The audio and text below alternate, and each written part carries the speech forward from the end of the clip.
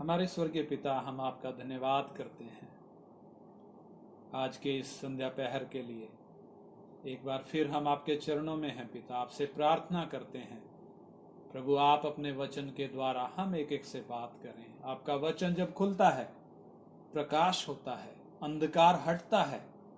पिता, हम विनती करते हैं एक एक जीवन में आपका ये प्रकाश चमकने पाए, हर एक अंधकार की शक्ति यीशु मसीह के नाम में दूर हो।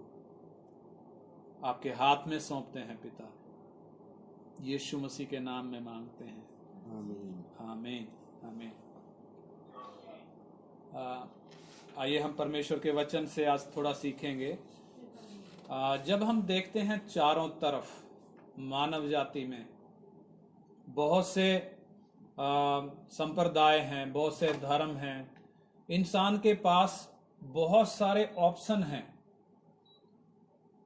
बहुत सारे ऑप्शन हैं, परंतु इंसान प्रयास तो कर रहा है, लेकिन उद्धार, पापों की माफी, पाप से छुटकारा वो नहीं मिल पा रहा। तो ऐसे में यीशु मसीह जो नाम हमारे सामने आता है, आज हम देखेंगे कि यीशु मसीह ही क्यों उद्धार करता है। क्यों यीशु मसीह? मैं यीशु मसीह पर विश्वास क्यों करूं? यीशु मसीह ने मेरे लिए क्या किया है? जब इतनी दुनिया हमारे सामने है, लोग भीड़ की भीड़, कोई किसी के पीछे जा रहा है, कोई किसी के पीछे जा रहा है, तो ऐसे में यीशु मसीह ही क्यों? परमेश्वर का वचन कहता है, प्रेरितों के काम 4 अध्याय उसका 12 वचन हम पढ़ेंगे। प्रेरितों के काम 4 अध्याय का 12 वचन, एक्ट्स 4:12। किसी दूसरे के द्वारा उद्धार नहीं, क्योंकि स्वर्ग के नीचे मनुष्यों में और कोई दूसरा नाम नहीं दिया गया जिसके द्वारा हम उद्धार पा सकें। इधर वचन साफ कहता है, आसमान के नीचे मनुष्यों में, इस धरती पर और कोई दूसरा नाम दिया नहीं गया जिससे हम उद्धार पा सकें। केवल एक ही नाम है, वो है यीशु मसीह।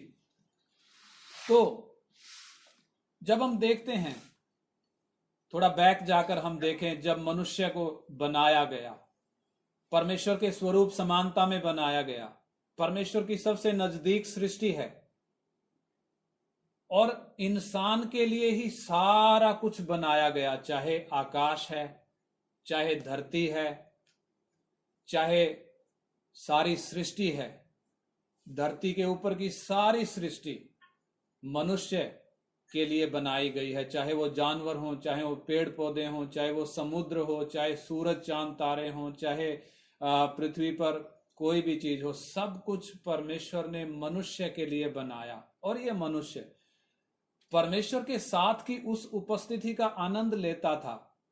बनाने के पीछे का उद्देश्य सारी धरती के ऊपर राज्य करना था। सारी धरती परमेश्वर ने इंसान के वश में करी थी, इंसान के अधिकार में सौंपी थी, ताकि वो सारी धरती पर राज्य करे और जितने जानवर हैं, जितने पशु पक्षी हैं, जो कुछ भी धरती पर है, सब पर उसका अधिकार हो।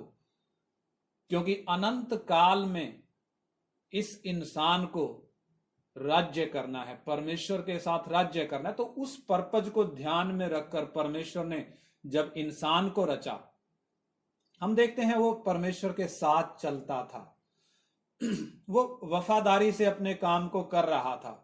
यहां तक कि जितने जानवर थे, जितने पशु पक्षी थे, वो सबको एक मां की तरह देखभाल करता था, जैसे मां अपने बच्चे की देखभाल करती है। क्योंकि उसके अंदर पाप नहीं था, दाग नहीं था, कोई स्वार्थ नहीं था, इसलिए वो एक एक जानवर की चिंता करता था। अपनी खुद की चिंता नहीं थी, बाकियों की चिंता थी। परंतु हम देखते हैं जब परखने वाला आया, परमेश्वर ने इजाजत दी कि इस इंसान को परखा जाए। क्यों परमेश्वर ने इजाजत दी कि इस इंसान को परखा जाए? क्योंकि परमेश्वर ने इंसान को मशीन नहीं बनाया, बटन दबाएं तो चले, बटन दबाएं तो बंद हो जाए। परमेश्वर ने इंसान को कठपुतली नहीं बनाया कि जैसे उसको चलाया जाए वैसे चले। नहीं, परमेश्वर ने इंसान को अपने स्वरूप और समानता में बनाया, उसको स्वतंत्र इच्छा दी, उसे खुद फैसला लेकर चलना है। तो उसके लिए परीक्षा है, यानी उस परीक्षा में इंसान को अपनी स्वतंत्र इच्छा में फैसला करना है, मुझे सत्य चाहिए या मुझे कुछ और चाहिए। तो हम देखते हैं जब परीक्षा करने वाला आया, उसने झूठ बोलकर जिस बात को परमेश्वर ने बोला था कि जिस दिन तू वो फल खाएगा उसी दिन अवश्य मर जाएगा, स्पष्ट चेतावनी थी और आज्ञा थी। तो जो परखने वाला आया उसने इसके ठीक विपरीत इसका झूठ उसको कहा कि तुम जब वो फल खाओगे तुम निश्चय ना मरोगे। परंतु परमेश्वर आप जानता है कि जिस दिन तुम वो फल खाओगे तुम्हारी आंख खुल जाएंगी और तुम परमेश्वर के तुल्य हो जाओगे। और हम देखते हैं इंसान के अंदर ये जब विचार शैतान ने डाला, उसने उस विचार पे काम करना शुरू कर दिया, उस विचार को प्रोसेस करना शुरू कर दिया, यानी उसको अपने अंदर जगह दे दी। और यही वो बीज था जिसके द्वारा पाप उसके अंदर आया। वो फल खाने से पाप नहीं आया, फल में कुछ नहीं था, परंतु पाप आया कब? जब वो विचार को इंसान ने अपने अंदर प्रोसेस करना शुरू किया, उसको अपने अंदर जगह दे दी और फैसला किया। पाप अंदर आने के बाद इंसान जब वो फल देख रहा है तो देखने का तरीका बदल चुका है। और हम देखते हैं जब वो अदन की वाटिका से बाहर जा रहा है जब बाहर निकल रहा है तो क्या सोचकर निकला है? वो सोचकर निकला है अब मैं आजाद हूं, अब मैं और ज्यादा बुद्धिमान बनूंगा, अपनी मर्जी से चलूंगा, कोई मुझ पर रोक टोक नहीं होगी। ये निर्णय करके वो अदन की वाटिका यानी परमेश्वर की उपस्थिति से बाहर चला गया। परंतु जब हम देखते हैं बाहर निकलने के बाद वो आजाद नहीं है, परंतु पाप ने उसको अपनी गुलामी की जंजीरों में जकड़ लिया। वो पाप का दास बन गया, पाप का गुलाम बन गया। सोचा तो क्या था मैं आजाद हो जाऊंगा, परंतु पाप का दास बन गया। और पाप ने इंसान के जीवन को ऐसा बर्बाद किया कि परमेश्वर से पूरी तरह उसको अलग कर दिया। हम देखते हैं आज साइंस इतना तरक्की कर गया, टेक्नोलॉजी हो, मेडिकल हो, इंसान ने बहुत तरक्की किया है, चांद तक भी इंसान चला गया है। परंतु आत्मिक रूप से जब हम इंसान को देखते हैं, पाप का दास है, पाप का गुलाम है। पाप से छुटकारा पाने के लिए वो हर एक कोशिश कर रहा है, हर संभव प्रयास कर रहा है। उसके लिए कितने सारे अपने हाथों से उसने परमेश्वर घड़ लिए हैं, अपनी बुद्धि का इस्तेमाल करते हुए कितने परमेश्वर बना लिए हैं। हम देखते हैं अलग अलग रूपों में इंसान ने अपने पूज्य बना लिए हैं, कितने सारे धर्म, कितने सारे संप्रदाय हैं। परंतु इन सब के बावजूद मनुष्य पाप से छुटकारा नहीं पा सका, पूरी तरह फेल हो गया है। दूसरी तरफ हम परमेश्वर को देखें, धर्मी और सच्चा न्यायी परमेश्वर, पवित्र परमेश्वर, उसका स्वभाव कैसा है? वो पाप के साथ समझौता नहीं करता, वो पाप को सहन नहीं करता, ना तो पाप को स्वीकार करता है ना पाप के कामों को स्वीकार करता है। और जब परमेश्वर स्वर्ग से इंसान के ऊपर दृष्टि करता है तो क्या दिखता है? हम पढ़ेंगे परमेश्वर के वचन से, भजन संहिता 53 अध्याय, उसका 2 और 3 वचन हम पढ़ेंगे। Psalms chapter 53 verse 2 and 3। भजन संहिता 53 अध्याय का 2 और 3 वचन हम पढ़ेंगे। परमेश्वर जब मनुष्य को स्वर्ग से देखता है तो कैसा दिखता है? परमेश्वर ने स्वर्ग पर से मनुष्यों के ऊपर दृष्टि की ताकि देखे कि कोई बुद्धि से चलने वाला या परमेश्वर को पूछने वाला है कि नहीं। वे सब के सब हट गए, सब एक साथ बिगड़ गए, कोई सुकर्मी नहीं, एक भी नहीं। हाँ, इधर परमेश्वर का वचन बिल्कुल स्पष्ट कहता है, परमेश्वर जब स्वर्ग से देख रहा है, सारी मानव जाति में एक भी नहीं है जो परमेश्वर को ढूंढने वाला हो, एक भी नहीं है जो सत्य को ढूंढने वाला हो।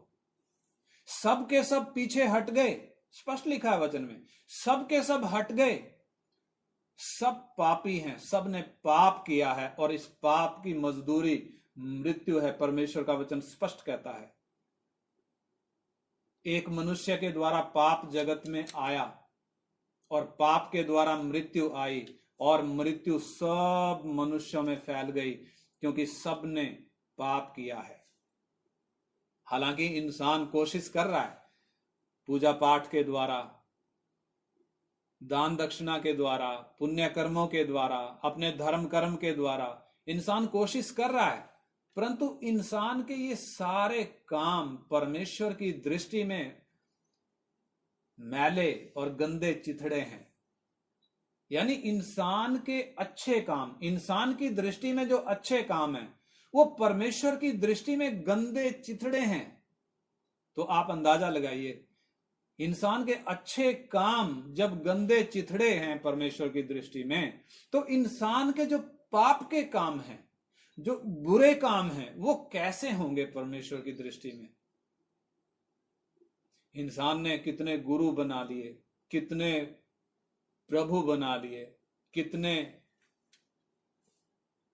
स्पिरिचुअल लीडर्स हैं, आत्मिक अगुवे हैं कितने, जिनके पीछे भीड़ की भीड़ है, तमाम तरह के हैं, लेकिन इन सब के बावजूद इनमें से एक भी नहीं है, एक भी नहीं है जो मनुष्य के लिए खड़ा हो सके, परमेश्वर के सामने खड़ा हो सके, एक भी नहीं है। परमेश्वर के वचन में लिखा है, आइए हम पढ़ेंगे यहेजकेल उसका 22 अध्याय और 30 वचन हम पढ़ेंगे। यहेजकेल 22 अध्याय 30 वचन। Ezekiel 22 verse 30। मैंने उनमें ऐसा मनुष्य ढूंढना चाहा जो बाड़े को सुधारे और देश के निमित्त नाके में मेरे सामने ऐसा खड़ा हो कि मुझे उसका नाश न करना पड़े, परंतु ऐसा कोई ना मिला। हाँ, देखिए ध्यान से आप इस वचन को पढ़ें, परमेश्वर का वचन क्या कहता है, एक बार फिर से पढ़ें।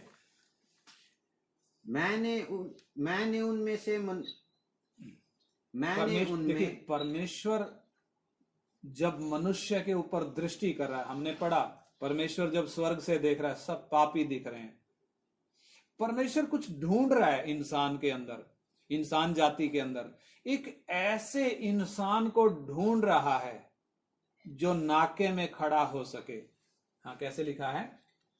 मैंने उनमें से ऐसा मनुष्य ढूंढना चाहा। परमेश्वर का वचन कहता है मैंने उनमें ऐसा मनुष्य ढूंढना चाहा जो बाड़े को सुधारे, जो बाड़े को सुधारे, यानी जो बाढ़ गिर चुकी है इंसान के जीवन में, पाप ने जो बिगाड़ किया है, वो बाड़ा, वो हैज, इंग्लिश में जो हैज यानी वो बाढ़ जो गिर चुकी है, परमेश्वर ढूंढ रहा है इस बाढ़ को, गिरी हुई इस बाढ़ को कोई है जो सुधार सके और देश के निमित्त नाके में मेरे सामने ऐसा खड़ा हो। हाँ, देश के निमित्त, यानी इस मानव जाति के निमित्त कोई है जो परमेश्वर के सामने नाके में ऐसा खड़ा हो कि मुझे उसका नाश ना करना पड़े, कि मुझे इंसान जाति का नाश करना ना पड़े। यानी परमेश्वर स्वर्ग से संपूर्ण मानव जाति में ढूंढ रहा है, देख रहा है, क्या कोई है जो बाड़े को सुधार सके, क्या कोई है जो इंसान के लिए परमेश्वर के सामने नाके में खड़ा हो सके। परंतु हम देखते हैं एक भी ऐसा नहीं मिला, एक भी नहीं मिला जो पवित्र परमेश्वर के सामने इंसान के लिए खड़ा हो सके। अपने लिए तो सब खड़े हो जाएंगे। परमेश्वर का वचन कहता है कि मसीह हमारे लिए कब मरा, जब हम पापी थे। रोमी 5 अध्याय में, जब हम पापी थे तब मसीह हमारे लिए मरा। किसी धर्मी जन के लिए कोई मरे, यह तो बहुत मुश्किल है। शायद कोई किसी अच्छे व्यक्ति के लिए मरने की हिम्मत भी करे, परंतु किसी पापी के लिए कोई मरे, ऐसा नहीं हो सकता। लेकिन जब हम पापी ही थे, जब हम निर्बल ही थे, तब मसीह हमारे लिए मरा। जब हम भक्तिहीन थे, तो बहुत से गुरु हैं, सतगुरु हैं, स्पिरिचुअल लीडर्स हैं, बहुत है, भीड़ पीछे चल रही है, परंतु क्या कोई है जो इंसान के लिए नाके में खड़ा हो सके, जो इंसान के उद्धार का कारण बन सके? एक भी नहीं, एक भी नहीं। और जितने भी ये लोग खड़े हैं, हर एक फेल है इंसान के छुटकारा करने में, इंसान का उद्धार करने में, उसको पाप की गुलामी से आजाद करने में। हर कोई फेल है। और जब परमेश्वर देख रहा है कि कोई भी नहीं है जो इंसान के लिए खड़ा हो सके, एक भी नहीं है जो इंसान को बचाने के लिए परमेश्वर के सामने खड़ा हो सके, तब उस वक्त फिर जब कोई नहीं मिला, तब स्वर्ग का परमेश्वर जो इंसान का बनाने वाला है, जिसने सारी सृष्टि का रचना करी है, जिसने इंसान को अपने हाथ से बनाया है, वो परमेश्वर स्वर्ग की महिमा छोड़कर, स्वर्ग का सिंहासन छोड़कर इस धरती पर इंसान का शरीर लेकर आया। पहला तिमोथी 3:16 में लिखा है, परमेश्वर जो शरीर में प्रकट हुआ। भक्ति का भेद गंभीर है, अर्थात परमेश्वर जो शरीर में प्रकट हुआ। पहला यूहन्ना 1 अध्याय उसका 1, 2, 3 वचन जब हम पढ़ते हैं, उधर लिखा है, आदि में वचन था। आदि में वचन कैसे था? परमेश्वर ने सारी सृष्टि जब बनाई, कैसे बनाई? वचन के द्वारा बनाई, यानी बोलकर बनाई। परमेश्वर ने कहा सूरज बन जा, तो सूरज बन गया। परमेश्वर ने कहा धरती बन जा, तो धरती बन गई, यानी वचन सुनाई दिया। आदि में वो वचन था, वो आवाज थी। और लिखा है आदि में वचन था, वचन परमेश्वर के साथ था, यानी वचन किधर से आ रहा था, कहां से निकल रहा था? वो परमेश्वर के मुख से निकल रहा था, यानी परमेश्वर था तभी आवाज आ रही थी। आदि में वचन था, आवाज थी जिसने सृष्टि बनाई, और वचन परमेश्वर के साथ था। और ये वचन कौन था? ये आवाज किसकी थी? वो वचन वास्तव में परमेश्वर था। और सब कुछ लिखा है उसी के द्वारा उत्पन्न हुआ, कुछ भी उसके बिना उत्पन्न नहीं हुआ। और उसका 1:14 में लिखा है, यही वचन देहधारी हुआ, यानी शरीर, मनुष्य का शरीर धारण करके आया। यानी जब नाके में खड़े होने वाला कोई नहीं है। मानव जाति में बहुत सारे लीडर हैं, दावा करते हैं हम इंसान का उद्धार करेंगे, परंतु एक भी नहीं है जो पवित्र परमेश्वर के सामने इंसान के लिए खड़ा हो सके, एक भी नहीं है।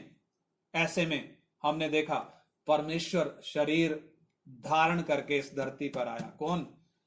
मनुष्य नहीं, परमेश्वर खुद है। किसी स्वर्गदूत को नहीं भेजा, बल्कि परमेश्वर खुद इस धरती पर आया। इब्रानियों की पत्री 10 अध्याय उसका 4 से 7 वचन हम पढ़ेंगे।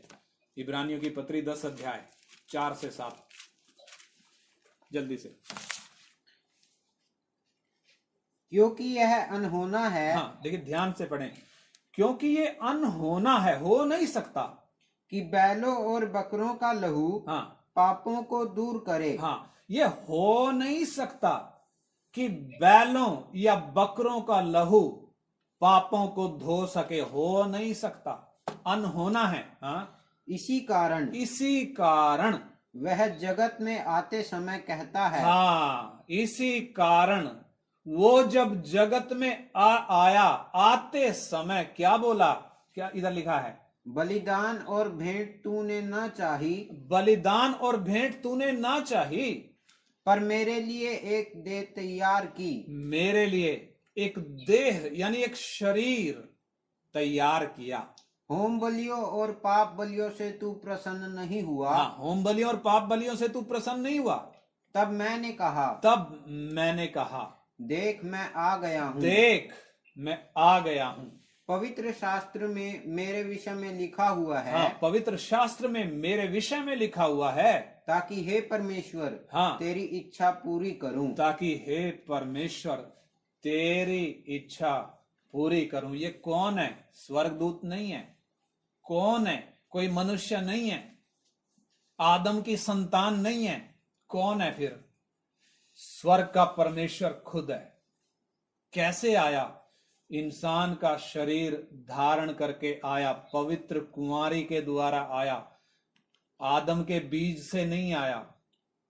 एक कुंवारी स्त्री के अंदर, उसके गर्भ में कौन उतरा है? बीज के द्वारा नहीं उतरा। स्वर्ग का परमेश्वर जो इस्राएलियों को मिस्र से निकालने के बाद जब जंगल के मार्ग में लेकर जा रहा था, रात को आग दिखती थी, दिन को बादल दिखता था। वो बादल जो उनकी छावनी पर छाया रहता था, मिलाप के तंबू पर जो छाया रहता था, वो किधर उतर आया? एक कुंवारी के गर्भ में उतर आया। क्यों उतर आया? उधर हमने यहेजकेल 22 अध्याय का 30 वचन में पढ़ा है। परमेश्वर की इच्छा क्या है? परमेश्वर की इच्छा है, क्या कोई है जो इंसान के लिए मेरे सामने खड़ा हो सके?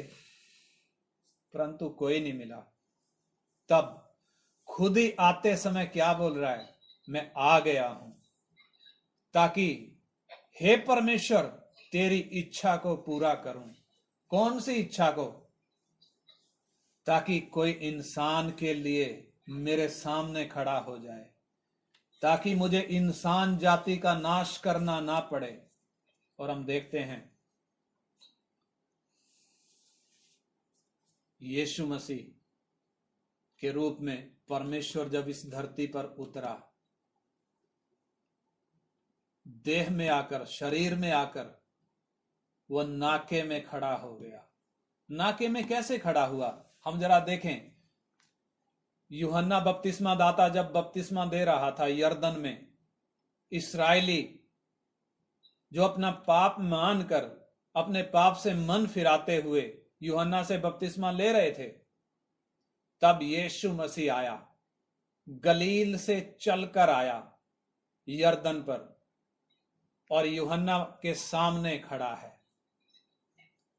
यूहन्ना उसे देखकर कह रहा है, मुझे तो तुझसे बपतिस्मा लेने की जरूरत है, तू मुझसे बपतिस्मा लेने क्यों आया है? ये यूहन्ना हाथ जोड़कर क्यों खड़ा है? ये यूहन्ना कौन है? ये जो बपतिस्मा दे रहा यूहन्ना, ये कौन है? ये व्यवस्था के तौर पर खड़ा है। और व्यवस्था हर किसी को दोषी ठहराती है। किसी को भी धर्मी नहीं ठहराती, हर किसी को दोषी ठहराती है। परंतु ये व्यवस्था, जब व्यवस्था देने वाले को सामने शरीर में खड़े देख रही है, तो क्या कहती है? मुझे तुझसे बपतिस्मा लेने की जरूरत है और तू मेरे पास आया है। यानी यीशु के अंदर कोई पाप नहीं था, यीशु के अंदर कोई दोष नहीं था, वो निर्दोष और निष्कलंक था। व्यवस्था की दृष्टि से देखें तो एकदम निर्दोष है। ऐसे में उसको बपतिस्मा लेने की जरूरत नहीं थी, परंतु फिर भी वो बपतिस्मा क्यों ले रहा है? इंसान के लिए, पवित्र परमेश्वर के सामने बीच में खड़ा है, बाड़ा सुधारने के लिए खड़ा है, नाके में खड़ा है, इंसान को बचाने के लिए खड़ा है। बपतिस्मा क्यों ले रहा है पानी में डूबकर? उसने कोई पाप नहीं किया। बपतिस्मा क्यों ले रहे थे लोग? क्योंकि पाप किया था, परमेश्वर से बलवा किया था, परमेश्वर की इच्छा से हट गए थे, परमेश्वर की व्यवस्था का उल्लंघन किया था, इसलिए मन फिरा रहे हैं। अपना पाप मानकर, मन फिराकर, पानी में डूबकर ये ऐलान कर रहे हैं, मैं पापी हूं और मैं अब से परमेश्वर की ओर फिरता हूं। उसके लिए है बपतिस्मा। परंतु यीशु के अंदर तो कोई पाप नहीं, उसको तो पाप से मन फिराने की कोई जरूरत भी नहीं है। वो खुद कहता है, तुम में से कौन मुझ में पाप ढूंढ सकता है? यूहन्ना 8 का 46 वचन अगर हम पढ़ें तो उधर वो स्पष्ट कहता है, तुम में से कौन मुझे दोषी ठहरा सकता है? तुम में से कौन मुझ में पाप ढूंढ सकता है? और यूहन्ना 14 का 30 जब हम पढ़ते हैं, उधर लिखा है, इस संसार का ईश्वर आता है और उसका मुझ में कुछ नहीं है। शैतान का मुझ में कुछ नहीं है। सारी मानव जाति में शैतान का पाप है, शैतान का माल है। परंतु यीशु क्या कह रहा है? शैतान का मुझ में कुछ नहीं है। तुम में से कौन मुझ में पाप ढूंढ सकता है? इसलिए उसे मन फिराने की जरूरत नहीं थी, उसे बपतिस्मा लेने की जरूरत नहीं थी। फिर भी उसने बपतिस्मा क्यों लिया? फिर भी वो पानी के नीचे, पानी के अंदर क्यों डूबा?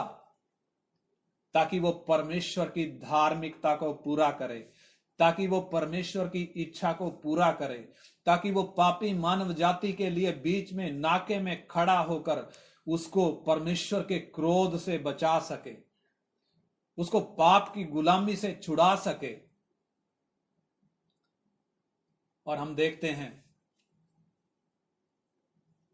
जब वो बपतिस्मा लिया तो उधर कुछ घटना घटी। हम पढ़ेंगे उसके लिए मत्ती 3 अध्याय उसका 15 से 17 क्या घटना घटती है। मत्ती 3 अध्याय 15 से 17 पढ़ेंगे।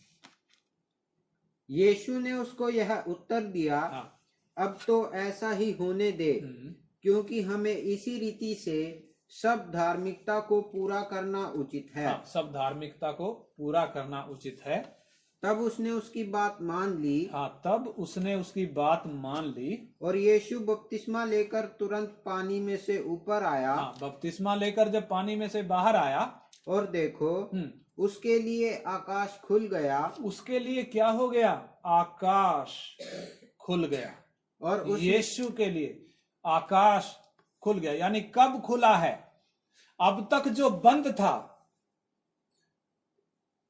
स्वर्ग जो अब तक इंसान के लिए बंद था, यीशु जब पानी में से बाहर निकला तो आकाश खुल गया, स्वर्ग का दरवाजा खुल गया। किसके लिए खुला है?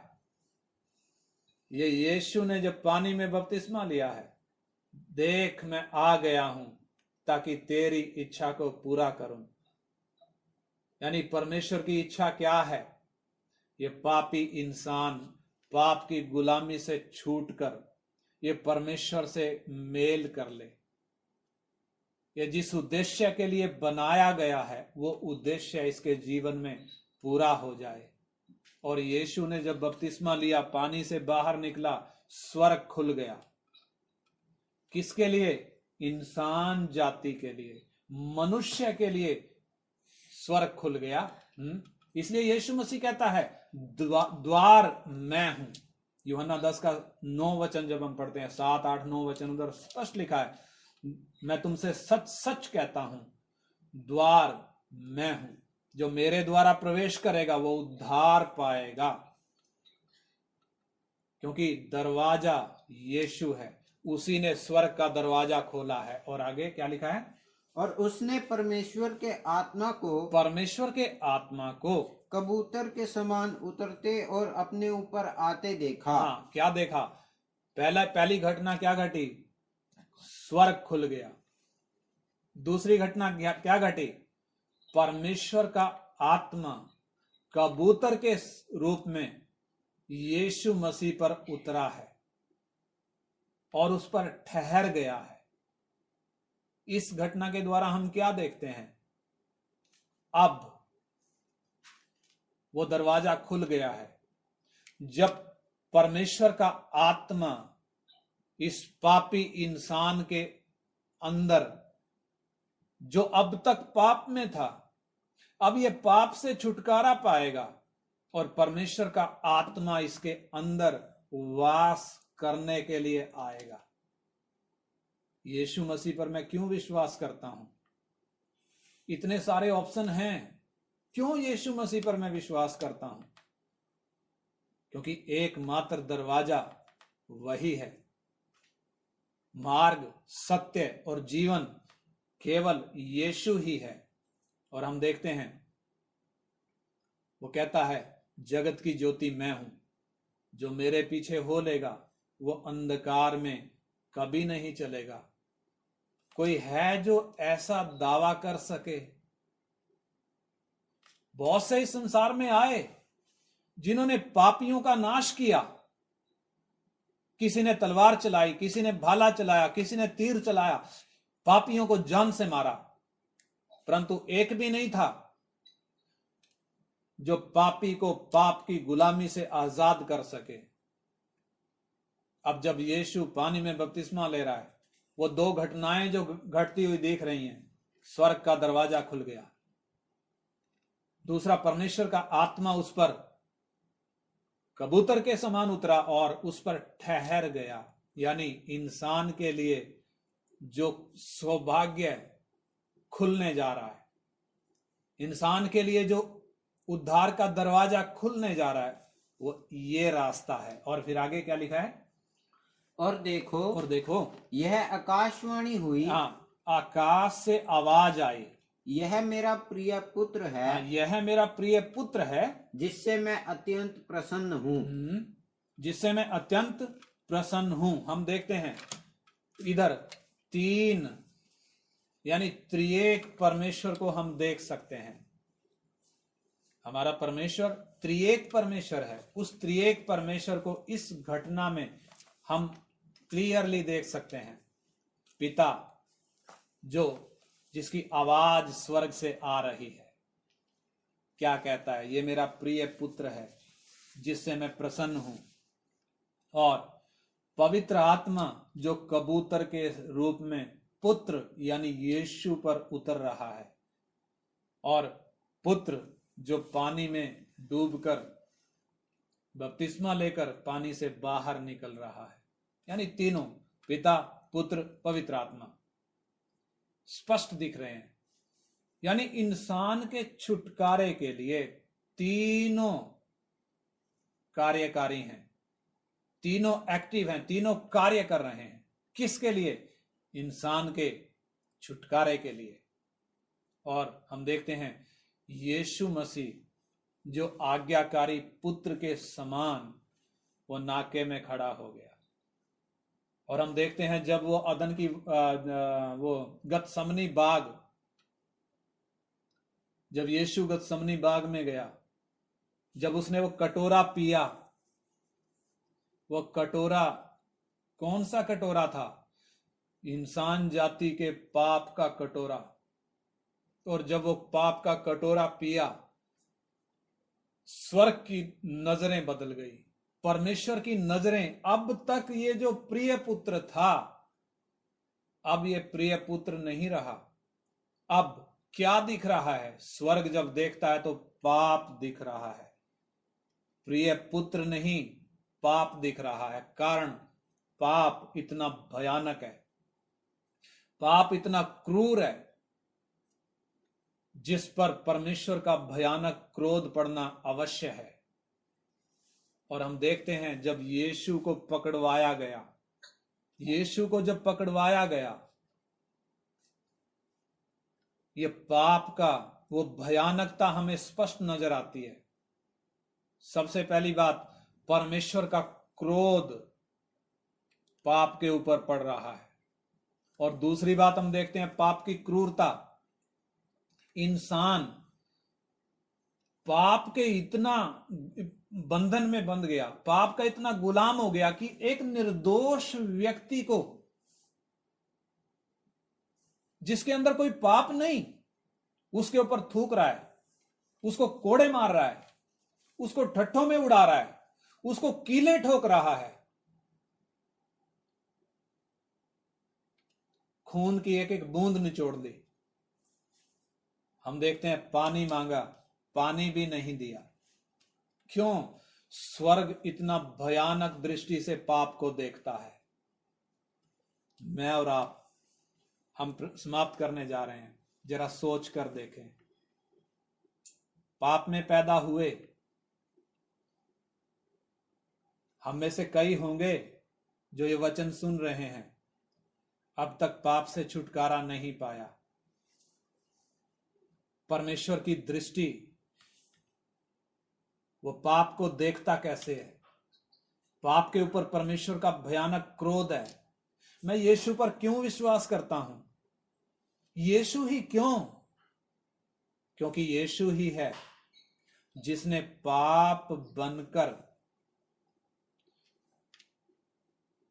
मेरे छुटकारे का दरवाजा खोला, मेरे छुटकारे के लिए रास्ता तैयार किया और मुझे पाप की गुलामी से छुड़ाकर उसने स्वतंत्र कर दिया। हम देखते हैं इंसान का कोई भी पूजा पाठ, इंसान का कोई भी धर्म कर्म, इंसान का कोई भी प्रयास इंसान को पाप की गुलामी से छुड़ा नहीं सकता। केवल यीशु ही है, केवल एकमात्र यीशु ही है। जब हम देखते हैं इस्राएली मिस्र में से निकलने के बाद जंगल के मार्ग में जा रहे थे, तो वो बहुत परेशान हो गए। वो मन्ना जो डेली गिरता था, वो मन्ना खा खाकर वो उकता गए, वो अक गए, परेशान हो गए। वो सोचते हैं ये मन्ना खा खाकर हमारा जी अगा गया है, हमें और नहीं चाहिए। वो परमेश्वर के खिलाफ और मूसा के खिलाफ बलवा करने लग गए। और जब हम देखते हैं जब उन्होंने बलवा किया तो परमेश्वर ने जहरीले सांप उनके बीच में भेजे, और जिन जहरीले सांपों ने क्या किया, उनको डसा। वो जहरीले सांपों का जो जहर था, उस जहर ने जब उनको डसा तो कितने इस्राएली मर गए। और जो बचे हुए थे वो मूसा के सामने हाथ जोड़कर खड़े हो गए, हमें बचा, हम बर्बाद हो गए, हमें बचा। हमने बलवा किया है, हमने पाप किया है, हमने परमेश्वर से और तुझसे बलवा किया है, हमारे लिए परमेश्वर से विनती कर। तब मूसा जब परमेश्वर से विनती करता है, परमेश्वर ने क्या कहा कि पीतल का एक सांप बनाकर उसको खंबे पर चढ़ा, और जो कोई, जिसको सांप ने डसा है, उनमें से जो कोई उस पीतल के सांप को जो खंबे पे टंगा होगा उसको देख लेगा, वो मरेगा नहीं। और हम देखते हैं ये एक दृष्टांत था जो यीशु मसीह में पूरा हुआ। यूहन्ना 3 अध्याय का 14 वचन हम पढ़ें। यूहन्ना 3 अध्याय का 14 वचन। यूहन्ना 3 अध्याय उसका 14 वचन, 14 और 15 वचन पढ़ें। और जिस रीति से मूसा ने जंगल में सांप को ऊंचे पर चढ़ाया, जिस रीति से मूसा ने जंगल में सांप को ऊंचे पर चढ़ाया, उसी रीति से अवश्य है, उसी रीति से अवश्य है कि मनुष्य का पुत्र भी ऊंचे पर चढ़ाया जाए। मनुष्य का पुत्र भी ऊंचे पर चढ़ाया जाए। उसी रीति से, उसी रीति का मतलब इस्राएली जब परमेश्वर से बलवा किया, मूसा से बलवा किया, जहरीले सांपों ने उनको काटा और वो मरने लगे। लेकिन जिसको सांपों ने काटा था, उन्होंने जब उस सांप को, जो पीतल का सांप बनाकर खंबे पे चढ़ाया हुआ था, उसको जब देखा तो वो मरे नहीं, वो बच गए। यानी मरने से पहले जिस किसी ने वो सांप को देख लिया, वो सब के सब बच गए। इसी रीति से यीशु मसीह कहते हैं मनुष्य का पुत्र भी ऊंचे पर चढ़ाया जाएगा। यीशु मसीह क्रूस पर चढ़ाया गया। क्यों चढ़ाया गया? मानव जाति जिसको पाप, जहरीले पाप ने डसा हुआ है। किसने डसा हुआ है? जहरीले पाप ने डसा हुआ है। जन्म से पाप अंदर है, उसी के कारण होश संभालने से लेकर वो पाप के काम करता आया है। यानी जिस पाप ने इंसान को डसा है, ये डसा हुआ व्यक्ति जब वो क्रूस पर चढ़ाए यीशु को देखता है, क्रूस पर चढ़ाए यीशु को जब देखता है तो क्या दिखता है?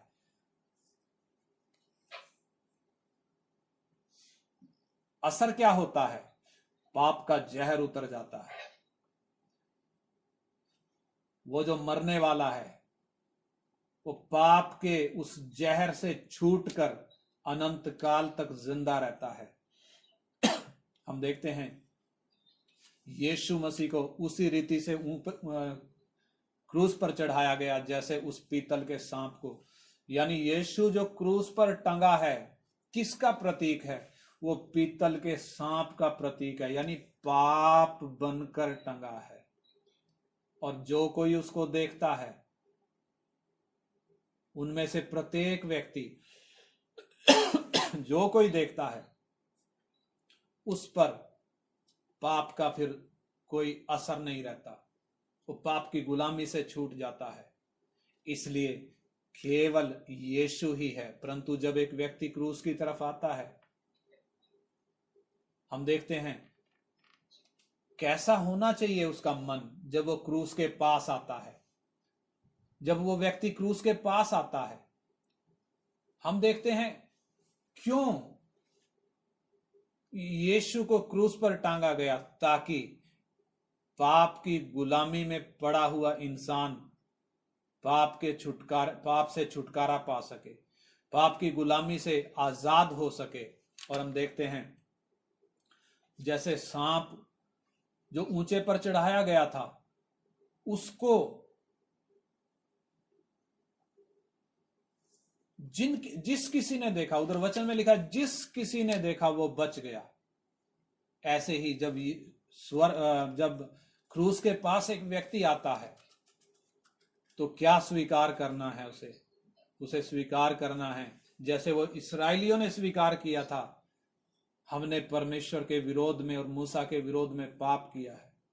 ऐसे ही एक व्यक्ति को जब यीशु के पास आता है, जब क्रूस के पास आता है, तो उसको स्वीकार करना पड़ेगा, मैं पापी हूं, मैंने परमेश्वर के खिलाफ पाप किया है, पवित्र परमेश्वर के विरोध में मैंने गुनाह किया है।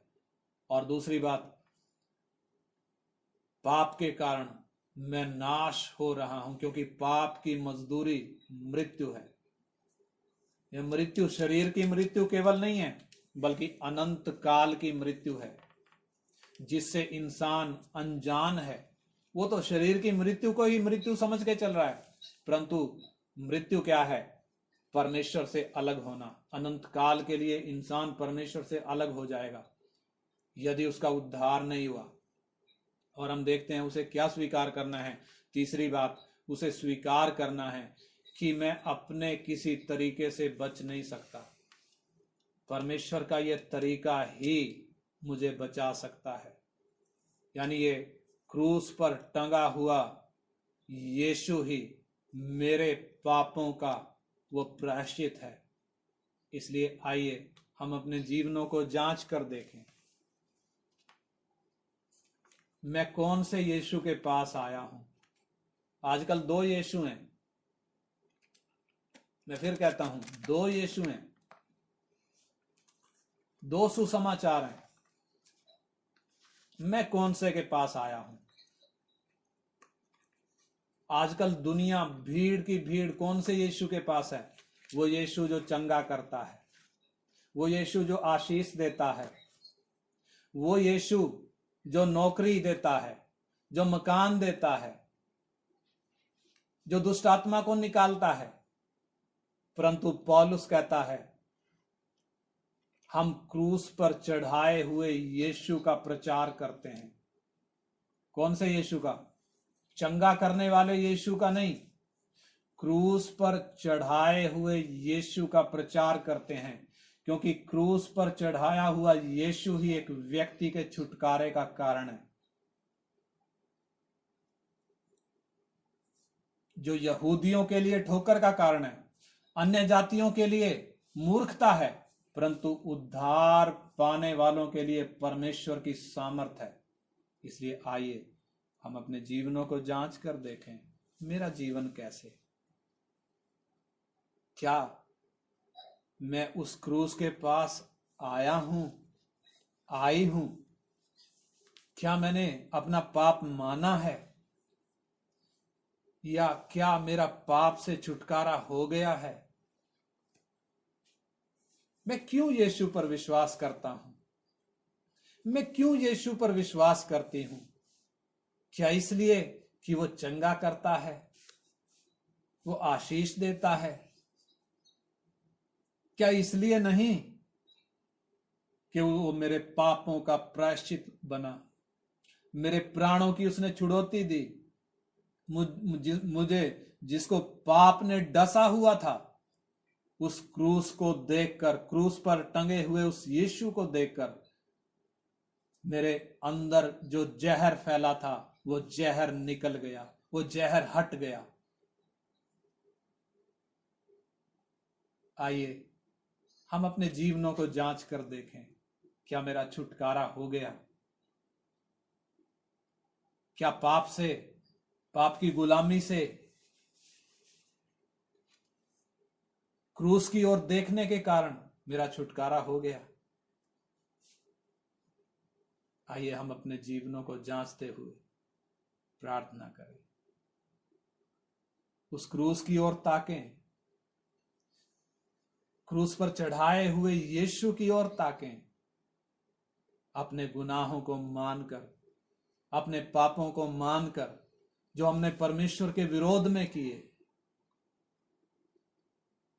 इंसान जो भी पाप करता है परमेश्वर के विरोध में करता है, किसी इंसान के विरोध में नहीं, परमेश्वर के विरोध में करता है, परमेश्वर से बलवा करता है। आइए पीछे मुड़कर देखें, अपने जीवन का मूल्यांकन करें। छुटकारा पाने का दिन आज है, उद्धार का दिन आज है।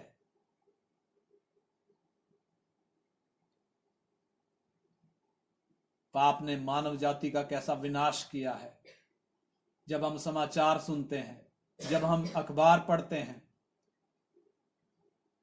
हर कहीं यही समाचार सुनने को मिलते हैं कि इंसान के पाप का घड़ा किस कदर भरते जा रहा है, इंसान का कैसा पतन हो चुका है। बेशक चांद पर चढ़ गया, परंतु नैतिक आत्मिक रूप से कितना पतन हो चुका है, कितना गिर चुका है, पाप का घड़ा कितना भरते जा रहा है। इसको फूटने में देर नहीं लगेगी, क्योंकि जैसे ही पूरा भरेगा यह फूट जाएगा। अनंत काल के लिए आग और गंधक की झील, वो अनंत काल की मृत्यु सामने खड़ी है। क्या मैं और आप उस क्रूस की ओर ताकेंगे? क्रूस पर चढ़ाए उस यीशु की ओर ताकेंगे? आइए हम प्रार्थना करें। हालेलुया। पिता, हम आपका धन्यवाद करते हैं आपके पवित्र वचन के लिए प्रभु, जो हमारे मार्ग के लिए उजियाला है, हमारे पांव के लिए दीपक है प्रभु। जब यह खुलता है तो प्रकाश होता है। बाप, आपका ये वचन एक एक जीवन को उजियाला करे पिता। हर एक अंधकार का बंधन, अज्ञानता का बंधन यीशु मसीह के नाम से मनों से, हृदयों से दूर हो जाए, एक एक जीवन से दूर हो जाए। बाप,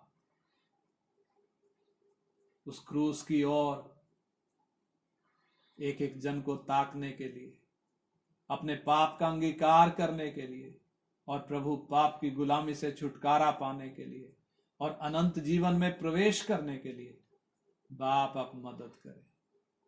आपका आत्मा एक एक जीवन में कार्य करे प्रभु। ये वचन जो प्रबल है, जो सामर्थी है, जो जीवनदायी है प्रभु, एक एक जीवन में कार्य करे। आपके हाथ में सौंपते हैं पिता, यीशु मसीह के नाम में मांगते हैं, आमीन। आमीन।